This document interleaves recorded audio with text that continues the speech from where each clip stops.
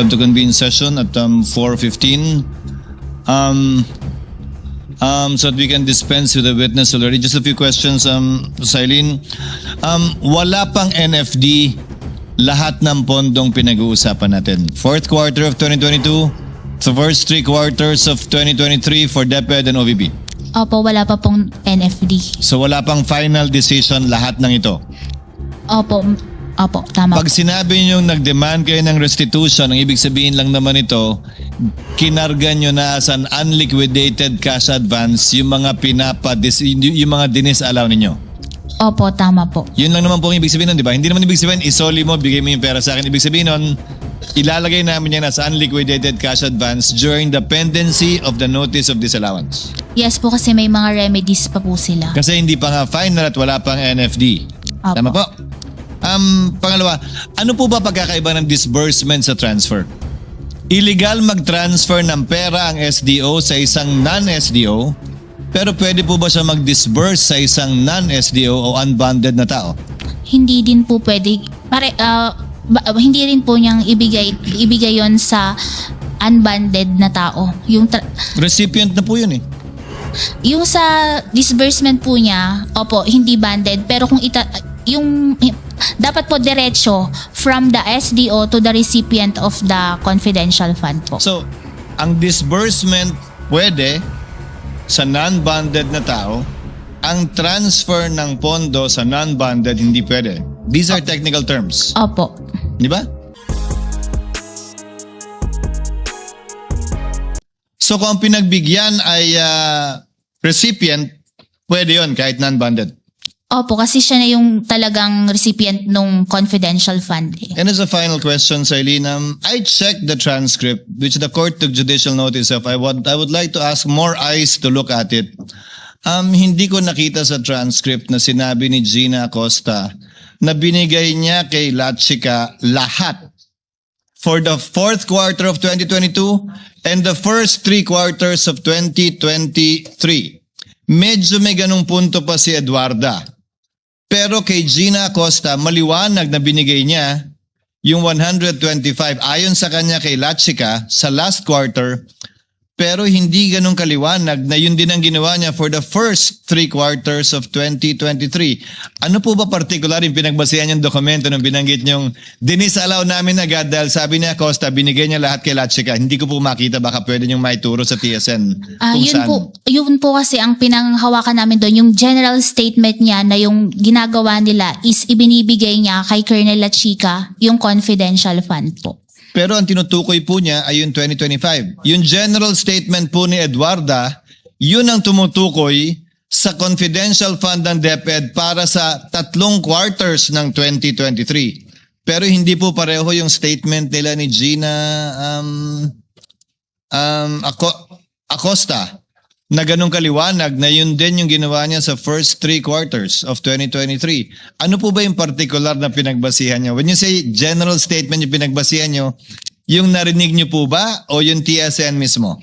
Yun nga po, yung naging admission niya na binibigay niya kay Colonel Lachica po. Kindly listen, Silene, yung narinig mo nung nandun ka o yung TSN mismo?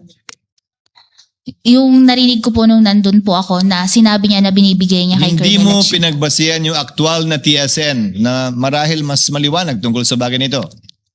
Opo. So based lang dun sa narinig mo nung nandun ka. Opo. Thank you, Ms. Eileen. Senator Padilla, yes,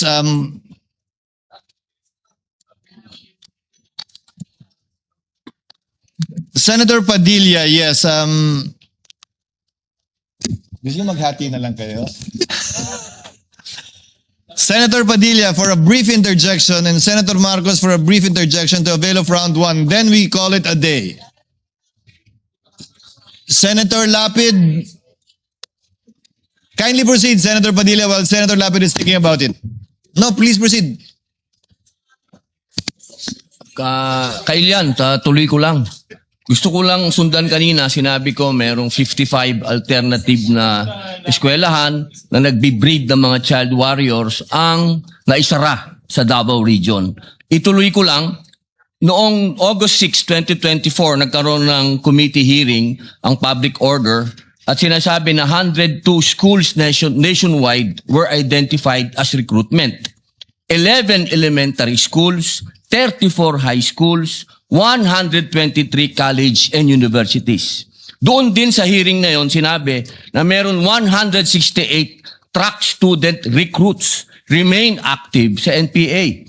Ngayon, tanong ko kay Ilian, hindi ba responsibilidad din ito ng Vice President at ng DepEd Secretary ang mga estudyante? Yung sa anong tawag dito, sa college po, yung DepEd po kasi is hanggang sa high school. Opo. Opo, yung binanggit ko po kasi kanina, 55 na alternative child recruits. 11 elementary schools. 34 high schools. Ibig pong sabihin, tuloy-tuloy po yun. Magmula elementary, paakyat hanggang college. Yan po ang style ng recruitment. So sa tingin niyo po ba, sagot pa din ito ng DepEd Secretary at ng Vice President na lumaban na dito sa terorista noong mayor pa lang siya? No, may. Oo, hindi. Ma'am, bilis, 42. Kawawa Just naman. yes or no? Depende pa din po kasi yun sa mandate ng Oo lang po agency. o hindi. Sa palagay niyo po ba? O sige, skip na po natin kung ayaw niyong sagutin. Alam niyo po ba na sinabi ng NICA, ng National Intelligence Coordinating Agency, na ang budget ng NPA 2016 to 2018 ay 5.8 billion? Yung sa, Oo po o hindi? Ma'am, please. ano, pwede pong pakiulit? Ang budget daw po ng NPA is 5.8 billion. Alam niyo po ba yon? Sinabi po ng NICA. Hindi ko po narinig yun sa Opo. news. Sa palagay niyo po ba, sapat yung budget na magkano po ba ang sinasabi niyo? 500 million ba ang naibigay? Pero yung Kasama na po yung sa Vice President at sa DepEd. 600 Kumpara niyo po point- sa 5.8 billion. Sapat po ba yon? Pero kasi yung sa nabanggit po ng NICA is mako-cover na din po nila bilang isa sila sa mga agencies with. So alam niyo po yung sinabi ng NICA. Alam niyo po. Hindi ko po narinig Yung tungkol yun lang sa- po sa estudyante. Kasi alam niyo naman po, sa ngayon, ang nasa front na inilalagay ay mga estudyante. Nabalitaan niyo po ba yung mga namatay nung huli na mga estudyante? yung violence po sa school. Opo, ito na lang po. 8 seconds na lang po ako. January 1, 2024, sinabi po ng AFP na there is no more guerrilla active front. So, ibig sabihin po, successful. Based po sa AFP. Salamat po. Senator Judge Marcos for the last intervention. Maraming salamat, Presiding Judge. Simple lang, i-confirm ko lang sa ating testigo. So I'd just like to confirm kung tama sabihin na as of now, there's no official finding na may fraud sa DepEd man o sa OVP. Tama po ba? No fraud finding as of now. Kasi nga po, compliance audit lang po ginagawa namin sa Tama. IFAO. Compliance audit lamang, walang fraud audit. Ikalawa, narinig kita kanina na kapag compliance audit, base sa dokumento lang. Limited kayo sa dokumentong isinabmit ng ahensya.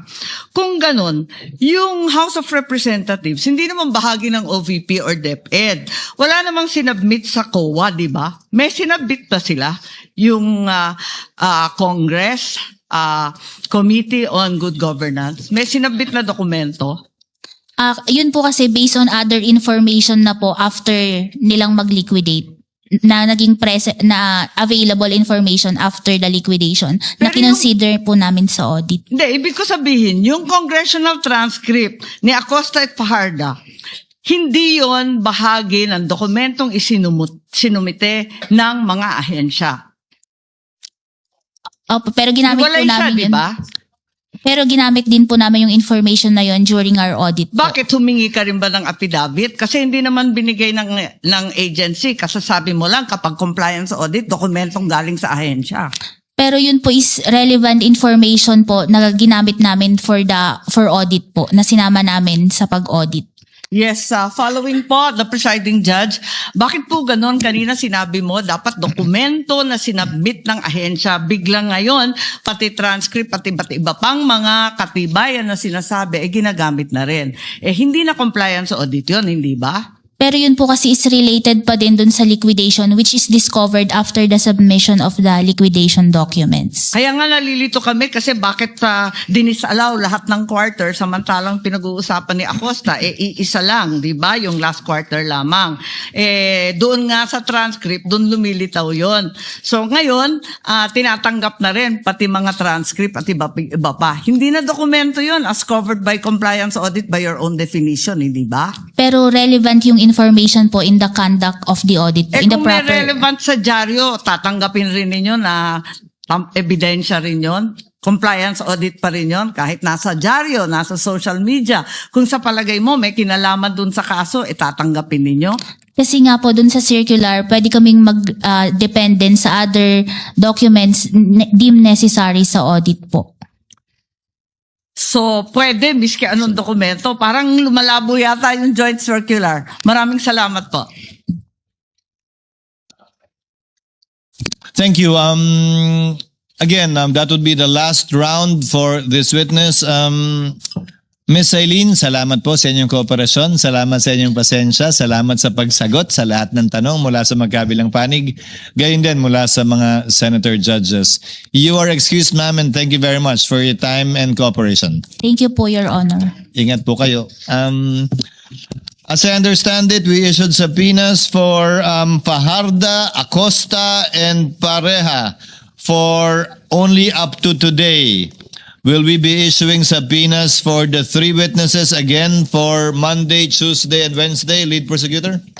We confirm, Your Honor. We just want to put on record that Can you we place on are- record the order? Yes.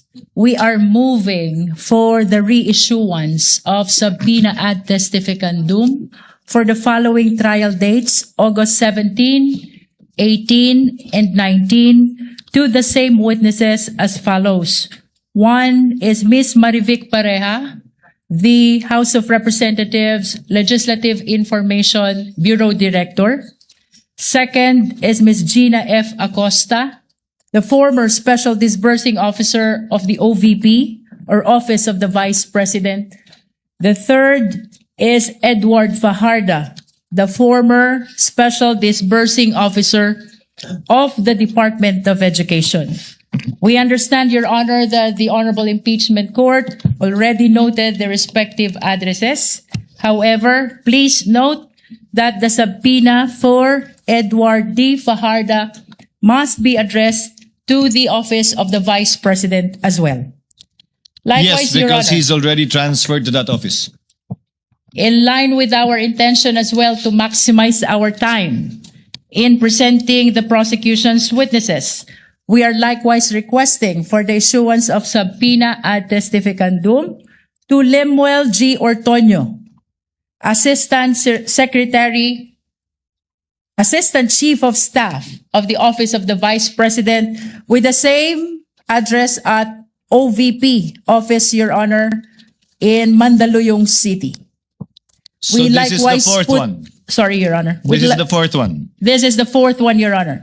And we would like to put on record as well that the written manifestation with request for subpoenas ad testificandum has been furnished to the defense and has been filed with the Office of the Clerk of Court of the Honorable Impeachment Court. And the chair would like to remind the lead counsel to kindly furnish the counsel for the respondent any requested stipulation for documents you may want to prior to the scheduled trial of on Monday. So hopefully within the day or tomorrow, so that they can already comment on it in open court on Monday. We submit, Your Honor. Your Honor, Any other matter you want to take up, counsel for respondent? Your Honor, good afternoon. I confirm receipt of the manifestation with the request for subpoenas ad testificandum for the four intended witnesses of the prosecution for next week. I would just like to inquire the order in which the prosecution intends to present these four witnesses, specifically who would be their witness on Monday, Tuesday, and Wednesday, just for our guidance. I believe it is in the order stated Pareja, followed by Acosta, followed by Fajarda, and then Ortonio, Your Ortonio. Honor. We confirm, Your Honor. In that order. So the subpoena for Antonio will be issued only on 18 and 19 for sure, because surely we cannot take him up on the 17th. Thank you for the clarity, Your Honor. Second item is that we also would like to confirm that as of today, in response to the directive of the presiding officer, we have not yet received any request for any potential stipulations or any factual stipulations the prosecution intends to ask from the defense. However, the more important manifestation that I would like to make today, Your Honor, is in relation to a social media post that I happened to see. And this was posted at 11:29 a.m. by one of the private prosecutors, Attorney Amando Virgil Ligutan, posting that a principal or lawyers and law students know by heart misleading questions are not allowed even in cross-examination. Now, this was posted and picked up by Inquirer.net at 11:29 a.m. today. And I surmise that this has something to do with the exchange between the private prosecutor, Attorney Kapunan, and the defense counsel, Attorney Ferrer, on the matter of the cross-examination question that Attorney Ferrer asked the prosecution's witness. And I have here a transcript because I find it troubling that a private prosecutor would do this in the middle of a courtroom hearing. Because as far as I'm concerned, impeachment court is also a court of decorum. And the rules on impeachment under Rule 18 actually prohibits participants, especially lawyers, from commenting about the merits of the case. Now, one may argue that this isn't about the merits of the case, that he probably was just commenting about what ought or ought not to do in a cross-examination, but we're not naive. What the private prosecutor is talking about, he's here. He can explain it. He can explain himself if the presiding officer so desires. But I really just find it in bad taste to do this at this time. And I think it is inappropriate to do that to a fellow member of the bar, because even as we sit on the opposing side of this hall, we remain to be both members of the bar, and as officers of the court, we owe each other respect, politeness, or even kindness. And it doesn't take one to be a lawyer to know that the first thing that our parents teach us to do is humility. Your Honor. No, I'm not yet done, Your Honor. In fact, I have asked one of our lawyers to review the actual transcript from the video that transpired between the prosecutor and Attorney Ferrer, and it would seem that in the heat of the exchange, or in the passionate exchange of the arguments between the prosecutor and Attorney Ferrer was not even actually referring to misleading questions as allowed,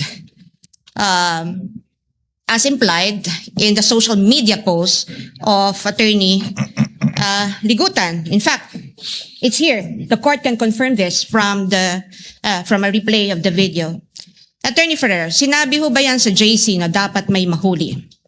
The witness answers, ang nakalagay po kasi sa JC under 4.8.2 ay proof of success. Attorney Ferrer, hindi. Sorry, Your Honor, please. Attorney Kapunan, let the witness answer, Your Honor. Mr. Presiding Officer, can the counsel be instructed not to stop the witness mid-sentence, Your Honor? Attorney Ferrer, Your Honor, please, can the witness be directed to just answer with yes or no? The counsel has her time to ask clarificatory questions later during redirect, Your Honor. And Attorney Kapunan, not all questions can be answered by yes or no. This is the meat of the contention of the argument between Attorney Kapunan and Attorney Ferrer. Attorney Ferrer responded, I am on cross, Your Honor, please. And the presiding officer said, counsels. Attorney Kapunan responded, never mind if you are on cross, Your Honor. There are limits to cross-examination. Misleading questions are not allowed on cross. This was the first time that the matter on misleading questions was actually raised by Attorney Kapunan. And Attorney Ferrer, for some reason, said they are allowed, but she was pertaining to the fact that the questions to which a yes or no answer may be answerable are allowed. She's not referring to misleading. I mean, in effect, Attorney Ferrer was only saying that leading questions are allowed on cross-examination, not misleading questions, and yet we have a private prosecutor immediately taking to social media and posting this, implying something against the defense counsel. We will not have this. Your Honor, in the interest of fair play, may I request that the counsel for the panel of prosecutors, Attorney Virgil Ligutan, be recognized, Your Honor. Unfortunately, counsel, no, the presiding officer will not allow that at this time. The presiding officer takes in advisement the manifestation of the counsel, the lead counsel for the respondent, because quite frankly, Honorable Luistro, I asked the clerk of court to monitor the public statements of the counsels of the parties this past week. And one side has been crossing the line many times. And in fact, the presiding officer is already in the process of drafting a ruling and a warning and an order pertaining to this.